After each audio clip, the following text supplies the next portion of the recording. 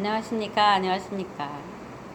웃기는 목사 지은이 오늘은 치유 프로그램에 대해서 이야기해 보겠습니다. 치유에 대해서는 여러 가지가 있습니다. 예수님도 신유의 은사가 있어서 치료를 하셨는데요. 그냥 말로만 하시는 경우가 있었죠.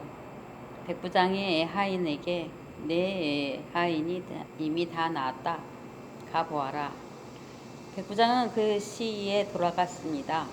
그래서 집에 있는 식구들한테 물어보았죠. 하인이 몇 시에 나왔느냐? 몇 시에 다 나왔다. 이렇게 이야기를 하는 거죠.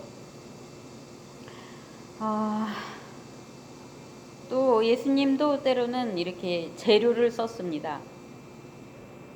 눈먼 소경에게 고운 진흙을 눈에 넣고 이렇게 문지르시고 실로암 물가에 가서 씻어라 그랬는데 정말 보이기 시작을 했어요.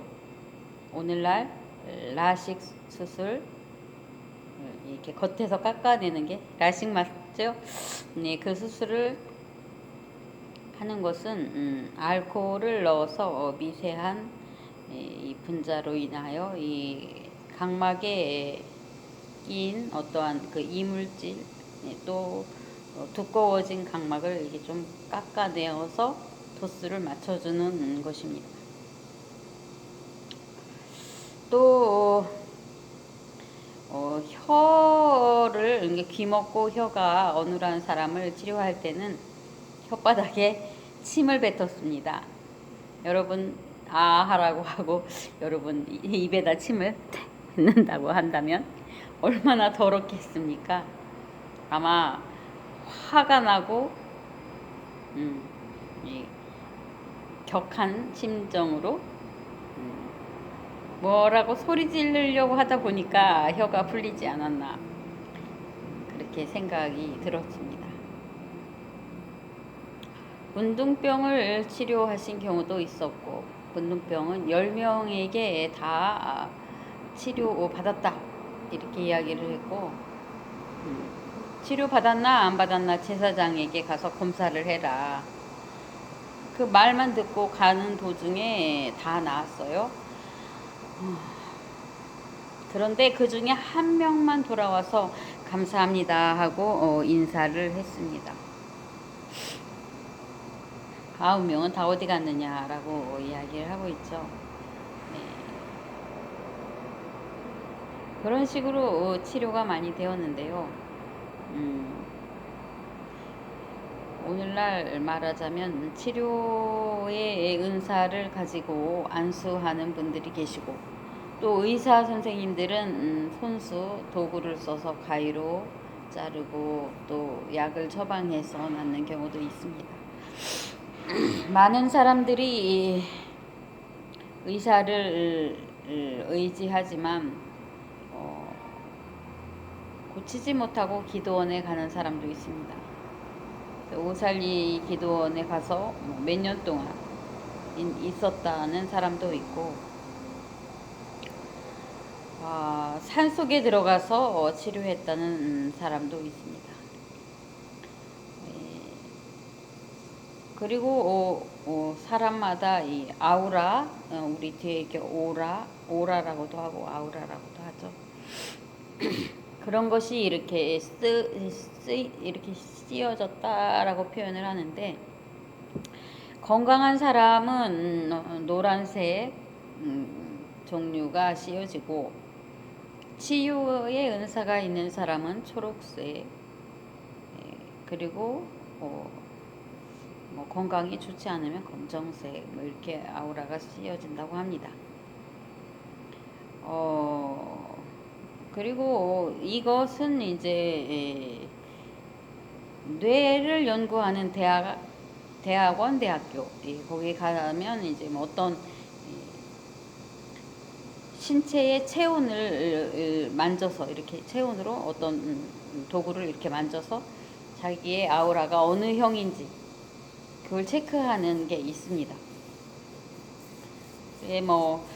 기독교가 아니기 때문에 뭐 이단이다. 그렇죠.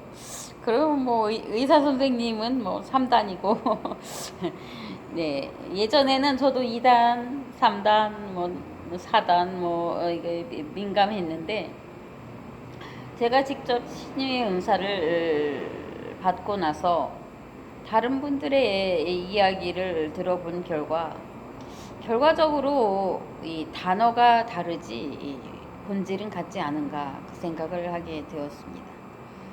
저도 기도원에 가서 신학교에 다닐 때 이제 기도원에 가서 12시부터 2시까지 산에 가서 기도를 하면 예전에 선배 목사님들이 은혜 받을 때 소나무를 한 그룹 뽑을 만큼 붙들고 흔들고 기도를 했다.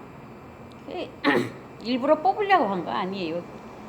기도를 하다 보니까 졸립다 보니까 뭔 짓을 해야 되겠는데 소나무를 붙들고 안 졸으려고 흔들기도 하고 하다 보니까 뭐 소나무가 뽑힐 정도로 이제 되니까 뭐 뽑아보기도 하고 이제 뭐 손뼉 치며 또 주여 외치며 성경에도 있죠. 손뼉 치며 춤추며 찬양해. 춤도 추고 또 탬버린이 있으면 탬버린도 하고 찬양도 하고 소리도 지르고 그걸 말하자면 몇 년을 하게 되면은 공중의 어떤 기운, 전기 기운, 또 인간 인체에 흐르는 기운들이 합해져서 몸에 기운이 흐르게 됩니다. 젊을 때는 더 좋은 기운이 이제 흐른다고 표현을 할 수 있겠고, 회개를 많이 하고 정결한 심령으로 한 분들은 이 영이 맑기 때문에 치유의 은사가 강하고 그렇습니다.